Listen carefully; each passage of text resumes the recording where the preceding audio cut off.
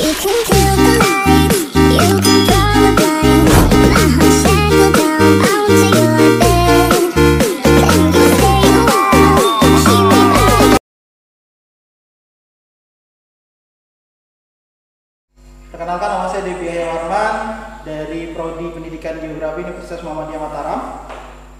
Hari ini saya akan melaksanakan PPL yang kedua.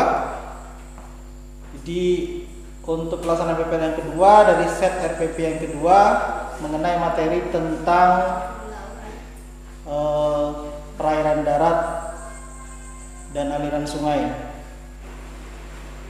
Assalamualaikum. Bersedia. Beri salam pada Pak Guru. Selamat siang, Pak. Oke, silakan dulu anak-anak. Terima kasih hari ini sudah hadir. Minggu kemarin kita daring ya. Nah, hari ini kita luring karena sesuai di sekolah kita bahwa kita pembelajaran kita seminggu sekali masuk, seminggu sekali daring ya. Untuk kali luring itu Bapak mau tanya dulu, apa kabarnya? Baik. Alhamdulillah baik. Oke. Baik, siapa yang tidak masuk hari ini? Siapa? Luciani. Oke, kenapa, apa keterangannya nak? Sakit. Sakit. Oke, jaga kesehatan ya. Terima kasih sudah pakai masker, juga jangan lupa sering cuci tangan dan menggunakan hand sanitizer. Karena di masa pandemi sekarang ini kita harus jaga kesehatan kita. Ya? Nah, Yakub, minggu lalu materi kita tentang apa? Materi kita tentang Apa?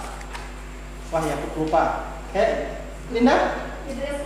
Oke, siklus hidrologi ya, tentang siklus hidrologi. Materi kita hari ini apa? Apa? Oke, perairan dan darat dan sungai. Oke, baik. Ada yang diserap oleh tanah, ada yang dialirkan di sungai untuk kembali ke laut sesuai siklus hidrologi. Maka hari ini kita akan membahas tentang kompetensi inti kita.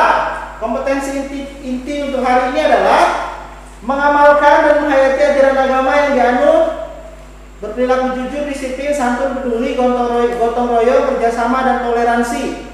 Kompetensi dasar kita menganalisis dinamika hidrosfer dan dampaknya terhadap kehidupan. Indikator, nanti kalian akan mengamati, itu sudah Bapak bagikan ya. Sudah ada bahan ajar juga, KPD juga sudah di tangan kalian. Oleh sebab itu, maka hari ini kita akan membahas tentang beberapa hal, mengamati gambar, foto, atau menyaksikan tayangan video tentang dinamika hidrosfer dan dampaknya terhadap kehidupan. Nah, di tempat kita? ada. Ada ya? Ada nggak? Ada. Untuk apa saja pemanfaatannya? Sungai yang ada di tempat kita. Coba yang lain kan? Sebagai pertanahan. Nah. Untuk perekonomian masyarakat. Oke, terima kasih nak, bagus.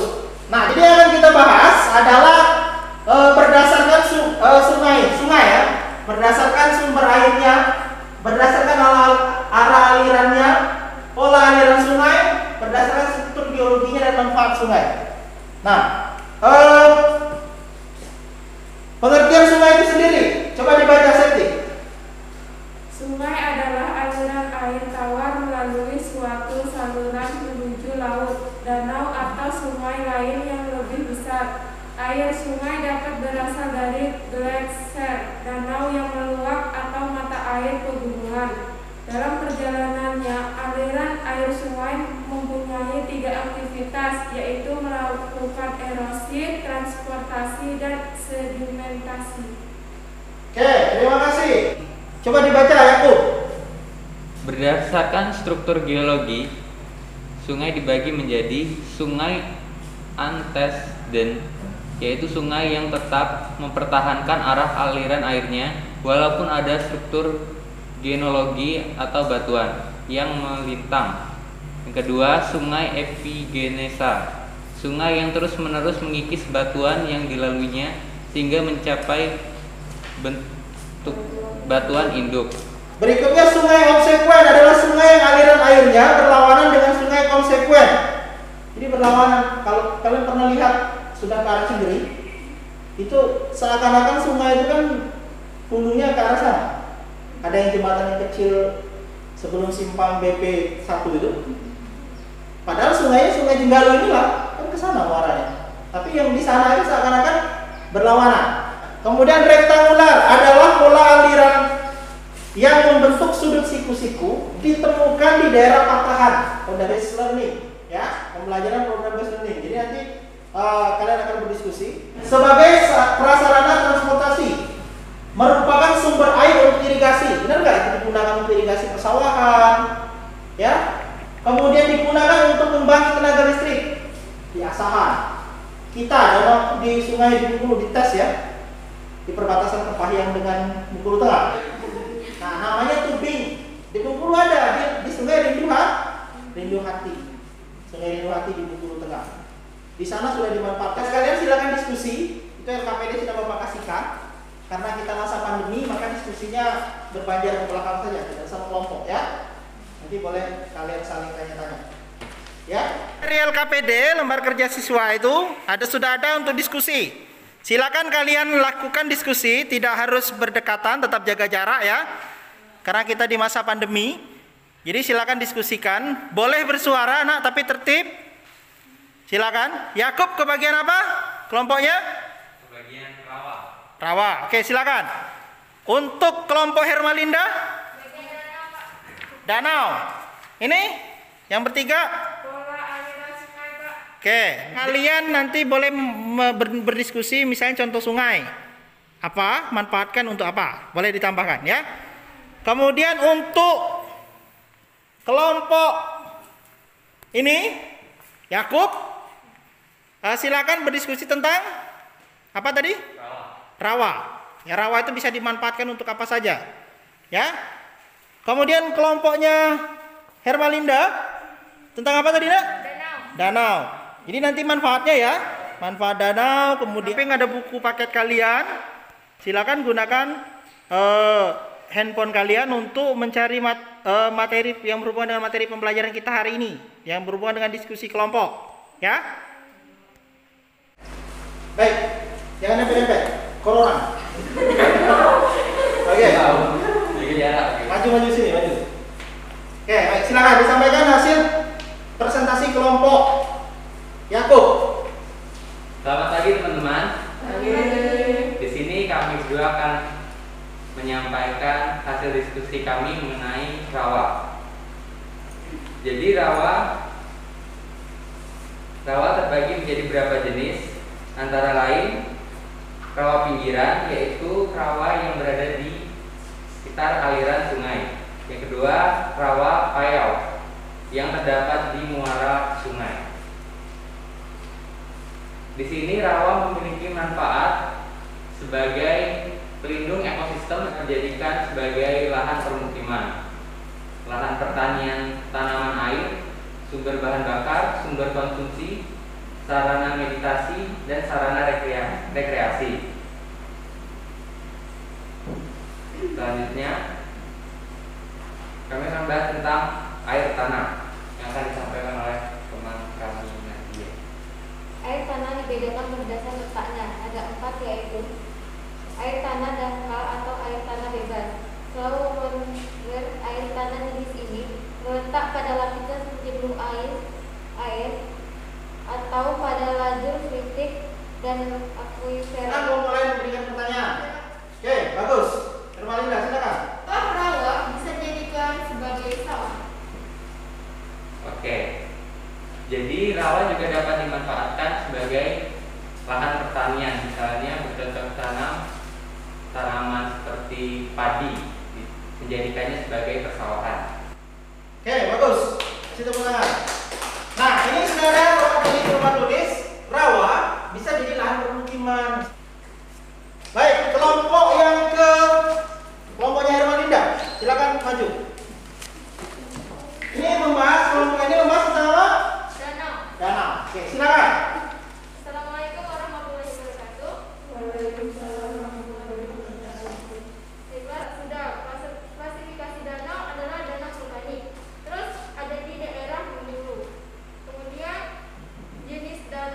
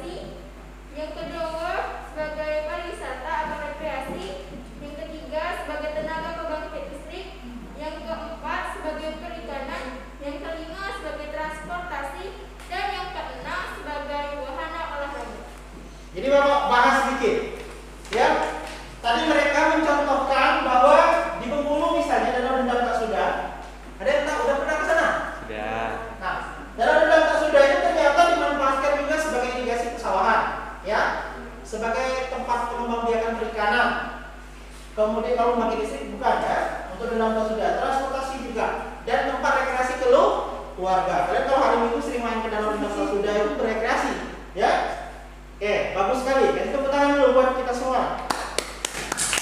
Untuk yang terakhir, silakan. Lomba yang terakhir dibacakan hasil diskusi kelompoknya. Pengertiannya adalah pola aliran yang menyebar meninggalkan pusatnya yang berbentuk kerucut ditemukan di daerah Dau. Jadi hari ini kalian sudah berdiskusi sangat bagus. Tadi kelompok Yakub sudah menyampaikan materi dengan bagus. Kelompok Ermalinda juga. Untuk kelompok Septi ditingkatkan lagi ya. Dicari sumber literasi yang banyak agar setiap kita berdiskusi kelompok itu menghasilkan sebuah penyelesaian masalah.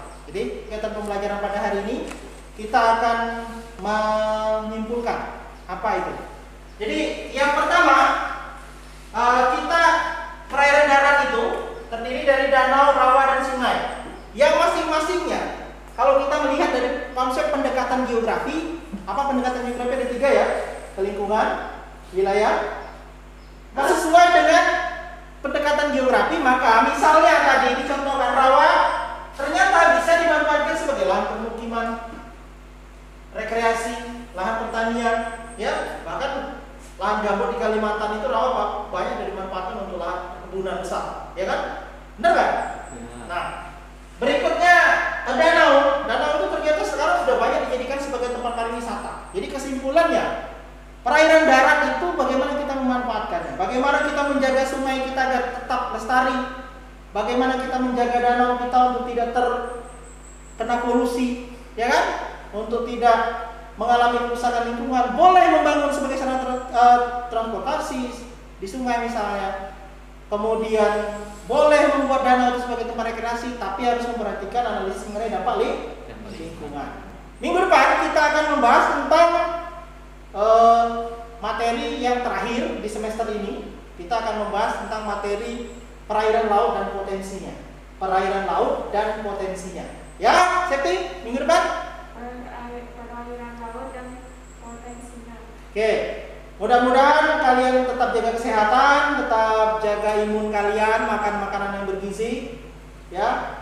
Terus tingkatkan cara belajar dengan baik. Jangan lupa untuk tugas terakhir nanti Bapak kirimkan di WA. Ya, sudah ada di WA, sudah ada di WA, itu Bapak kirimkan. Kalian menyelesaikan evaluasi, ya, mengerjakan LKPD. Ada? Coba mana LKPD-nya, ya Pak? Nah, itu silakan LKPD-nya nanti dikerjakan, dikumpulkan minggu depan, ya.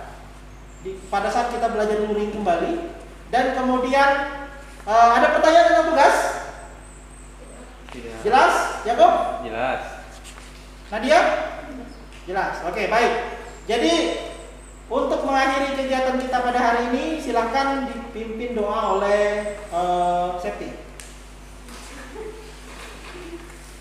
Teman-teman, sebelum kita pulang membaca doa.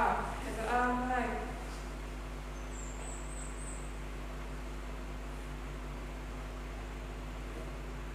Doa selesai.